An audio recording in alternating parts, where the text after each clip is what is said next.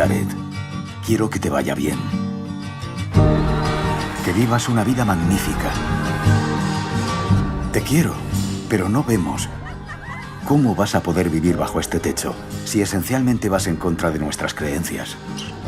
I'd like to know, how did you approach the role religion has in this topic? Because you said you didn't want to demonize it, but it's hard to erase it from the equation, because you seem to think these parents are choosing their faith over their son's happiness. Yeah, well, you know, I think the really important thing for me was not to say that God was on trial.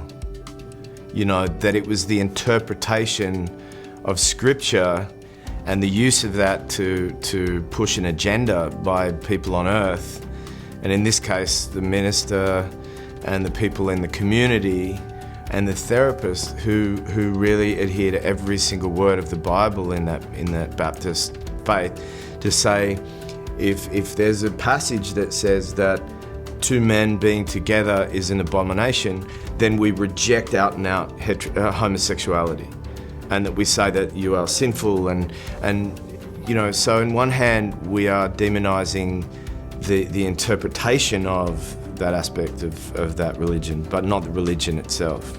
Because, and you know, there's more phrases in the movie where people talk about being able to keep two ideas in each hand, keep science together with faith.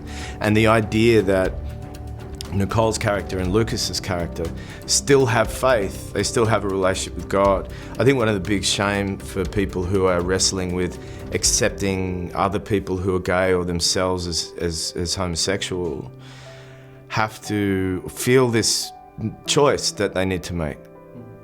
Do I have to let go of God in order to be who I am, or do I need to reject my friends so that I can keep God?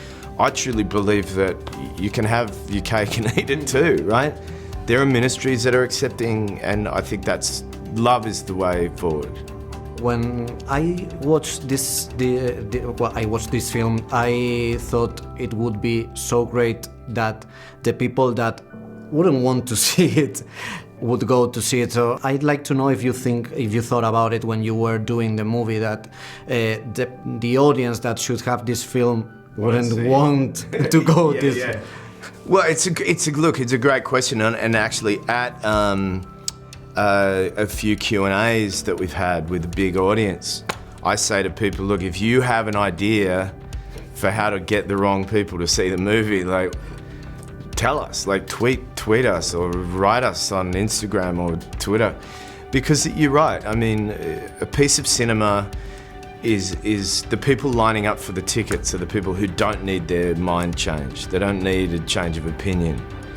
But the film has a certain safeness to it in terms of religion, in terms of not villainizing people, that I think it's a safe place for even like devout Christians to go. And certainly many have written to us, you know, on Twitter and said, you know, I have deep faith in my life and I went and saw this film, and I think everybody should see this film. It's harder to get them to see it. I don't know exactly how. I think maybe it'd be easier to get them to see it if you really were vicious about them, because then people are like, I'm going to see this movie, so you know, what are you going to say about me? But you know, who knows? It's tough. It's preaching to the converted is what cinema does, sadly. And I also like to know your opinion about how Hollywood is making these steps towards more diverse stories, introducing diverse characters, but don't you think it's still like a little bit slow, because big blockbusters like Marvel movies or Fantastic Beasts say that they have diverse characters, but they don't address it in the film, only on interviews or in the production notes. So is it really going towards a more diverse Hollywood, or are we still a bit afraid of making it? I think change is very slow, and I think I don't think so. I mean, look, it's you know, there's something to be said about the fact that Boy raised Call Me By Your Name, Love Simon, if you look on certain streaming platforms or websites, when it says genre, it says LGBTQ. It's not a genre.